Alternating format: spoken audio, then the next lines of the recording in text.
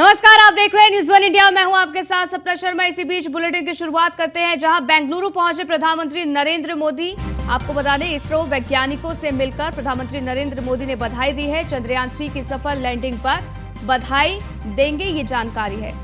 हालांकि चंद्रयान की सफलता पर देश को गर्व है। प्रधानमंत्री नरेंद्र मोदी ने कहा, जय जवान, जय विज्ञान, जय अनुसंधान। ये भी प्रधानमंत्री नरेंद्र मोदी ने कहा, और ये भी कहा कि मैंने तय किया था पहले बेंगलुरु जाऊंगा। वैज्ञानिकों का समर्पण, जुनून प्रेरणादायक है। तो आपको बता दें कि पहले दक्षिण अफ्रीका के दौरे पर थे, उसके बाद वो ग्रीस पहुंचते हैं, और जैसे ही वो इंडिया आते हैं तो सीधा बेंगलुरु जाते हैं, और यहां पर वैज्ञानिकों को बधाई प्रधानमंत्री नरेंद्र मोदी की तरफ से। और ये तस्वीर आपको लगातार दिखा रहे हैं। इसके साथ ही प्रधानमंत्री नरेंद्र मोदी ने ये कहा है कि वैज्ञानिकों का समर्पण, जुनून प्रेरणादायक है।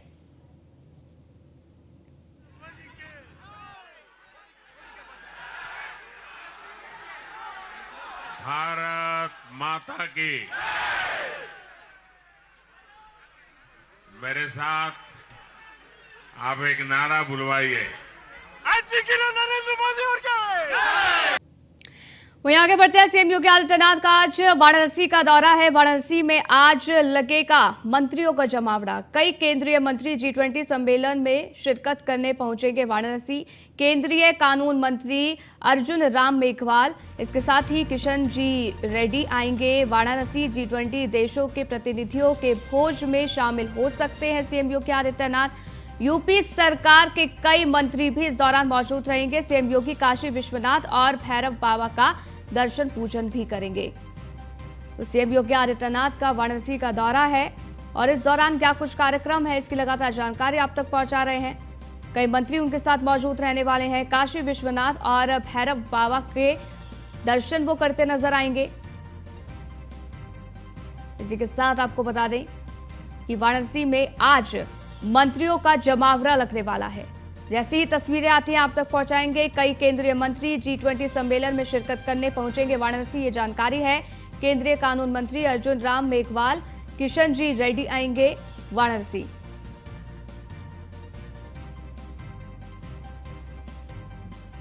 हालांकि यूपी सरकार के कई मंत्री भी इस दौरान मौजूद रहने वाले हैं। सीएम योगी आदित्यनाथ मौजूद। आज मंत्रियों का जमावड़ा भी लगने वाला है। कई केंद्रीय मंत्री G20 सम्मेलन में शिरकत करने के लिए वाराणसी पहुंचेंगे। स्कंदिता हमारे संवाददाता जुड़ गई है, उनसे ज्यादा जानकारी ले लेते हैं। स्कंदिता, जानकारी दी है। सीएम योगी आदित्यनाथ का वाराणसी का दौरा रहने वाला है, क्या कुछ आज के कार्यक्रम? जी बिल्कुल, आपको बता दें आज सीएम योगी आदित्यनाथ का वाराणसी का दौरा है, और आज वो वाराणसी जाएंगे। उसको लेकर तमाम वीवीआईपी आगमन को लेकर सुरक्षा अलर्ट भी किया गया है। आपको बता दें G20 सम्मेलन में शामिल होने सीएम योगी आदित्यनाथ पहुंचेंगे। इसके अलावा तमाम केंद्रीय मंत्री जो हैं वो भी वहाँ पहुँचने वाले हैं। केंद्रीय कानून मंत्री अर्जुन रामपाल मेघवाल, इसके अलावा किशन जी रेड्डी, ये भी वाराणसी में है। अगर आपको बताएं, कल से यानी कि शुक्रवार से ही तमाम मंत्रियों का जमावड़ा वाराणसी में लगा हुआ है। कई लोग आज पहुंच रहे हैं। सीएम योगी आदित्यनाथ आज पहुंचेंगे। इसके अलावा जो जितने भी प्रतिनिधि आ रहे हैं उनके साथ जो भोज रखा गया है उसमें शामिल होंगे सीएम योगी आदित्यनाथ। G20 देशों के जो प्रतिनिधि आएंगे उनके साथ बैठ के आज भोज करेंगे सीएम योगी आदित्यनाथ। उसके बाद शाम को सीएम योगी आदित्यनाथ काशी विश्वनाथ दर्शन करने भी जाएंगे, और जो है दर्शन करने जाएंगे। इसके अलावा काल भैरव मंदिर भी जाएंगे, वहां पर जाकर भी दर्शन पूजन करेंगे। हमेशा ही सीएम योगी आदित्यनाथ जब वाराणसी के दौरे पर रहते हैं तो बाबा विश्वनाथ के दर्शन जरूर करते हैं, और इसी क्रम में आज जब वो G20 सम्मेलन में शामिल होने जाएंगे तो भी वो बाबा विश्वनाथ के दर्शन करेंगे। इसके अलावा तमाम मंत्री का जमावड़ा लग रहा है। सभी लोग वहां पर पहुंच रहे हैं G20 में शामिल होने के लिए। कई लोग कल भी आ गए हों, और आज का दिन बेहद खास है क्योंकि वाराणसी में G20 का सम्मेलन होने वाला है, जिसमें तमाम मंत्री रहने वाले हैं। स्वतंत्र देव सिंह है, जल शक्ति मंत्री, इसके अलावा पर्यटन मंत्री है जयवीर सिंह है। तमाम लोग हैं जो आज के इस कार्यक्रम का हिस्सा रहने वाले हैं। तो कहीं ना कहीं आज का दिन बेहद खास होने वाला है। सीएम योगी आदित्यनाथ जब आज पहुंचेंगे तो उनके स्वागत को लेकर तमाम जो वीआईपी आगमन को लेकर जो व्यवस्था की जाती है उसको लेकर पूरी व्यवस्था की गई है। सुरक्षा अलर्ट किया गया है, यातायात व्यवस्था को दुरुस्त किया गया है। तो ये तमाम आज का कार्यक्रम रहने वाला है सीएम योगी आदित्यनाथ का। क्या कोई केंद्रीय मंत्री अभी तक पहुंचा है, स्कंदिता? देखिए, केंद्रीय मंत्री अर्जुन रामपाल मेघवाल जो है वो आज पहुंच रहे हैं। इसके अलावा अर्जुन राम मेघवाल जो है वो पहुंच रहे हैं। इसके अलावा किशन जी रेड्डी हैं। ये ठीक है, दोनों तमाम ही केंद्रीय आज मंत्रियों का भी जमावड़ा लगने वाला है और ऐसे में जैसी तस्वीरें सामने आते हैं सीएम योगी आदित्यनाथ पहुंचते हैं तो वो अपने आप में बेहद खास होंगी। बहुत बहुत शुक्रिया स्कंदिता, हमारे साथ जुड़ने के लिए, तमाम जानकारी हम तक साझा करने के लिए। रुकते हैं एक छोटे से ब्रेक के लिए, जल्द हाजिर होते हैं। ब्रेक के बाद आपका स्वागत है। इसी बीच मेरठ से खबर आपको बता दें, जहां न्यूज़ वन इंडिया की खबर का बड़ा असर देखने को मिला है। पूर्व सांसद शाहिद अखलाक के बेटे पर एफआईआर दर्ज हुई है। पूर्व सांसद शाहिद अखलाक का बेटा है दानिश अखलाक और वहीं आपको बता दें कि खौफनाक लव जिहाद मामले में एफआईआर दर्ज की गई है। दिल्ली की हिंदू लड़की से मेरठ के होटल में रेप किया गया। रेप के बाद लड़की की नहाते हुए वीडियो बनाई गई। हिंदू लड़की को शादी के झांसा देकर बुलाया गया था। दर्ज एफआईआर में होटल क्रोम का जिक्र भी है। होटल क्रोम में मात्र 48 घंटे की रिकॉर्डिंग ही उपलब्ध है। घटना के समय की रिकॉर्डिंग गायब है। अब ऐसे में कई सवाल इस दौरान खड़े हो जाते हैं। हालांकि ये बड़ी खबर आप तक पहुंचा रहे हैं और अब इस पूरे मामले को लेकर यहां बड़ी कार्रवाई हुई है। आपको बता दें कि पूर्व सांसद के बेटे पर एफआईआर दर्ज हो गई है। अतुल शर्मा हमारे संवाददाता जुड़ गए, उनसे ज्यादा जानकारी ले लेते हैं। अतुल, अब यहां पर बड़ी कार्रवाई देखने को मिली है। पूर्व सांसद शाहिद अखलाक के बेटे पर एफआईआर दर्ज हो गई है। अब किस तरीके से कार्रवाई आगे की तरफ बढ़ेगी, क्या जानकारी इसको लेकर?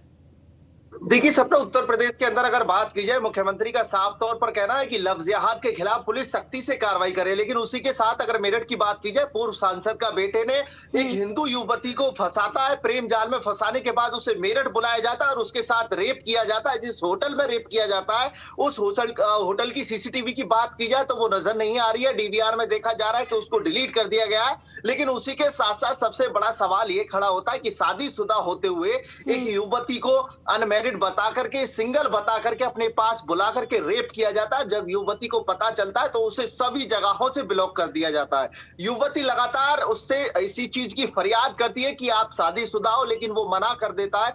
लेकिन लगातार देखा जाए जिस तरह से कई दिन से मेरठ पुलिस मेहरबान थी, अब पुलिस ने मुकदमा दर्ज किया है। वहीं हिंदूवादी संगठनों का साफ तौर पर कहना था कि जिस तरह से हिंदू युवतियों को एक प्रेम जाल में फंसा करके उनका शिकार किया जा रहा है, उनका शोषण किया जा रहा है, इनके खिलाफ अगर कार्रवाई नहीं होती है तो धरना दिया जाएगा। लेकिन पुलिस ने पहले ही मुकदमा दर्ज कर दिया। देखने वाली बात यह होगी किस तरह से कार्रवाई होती है। और लगातार देखा जाए तो पूर्व सांसद के बेटे पर मुकदमा लिखा गया है।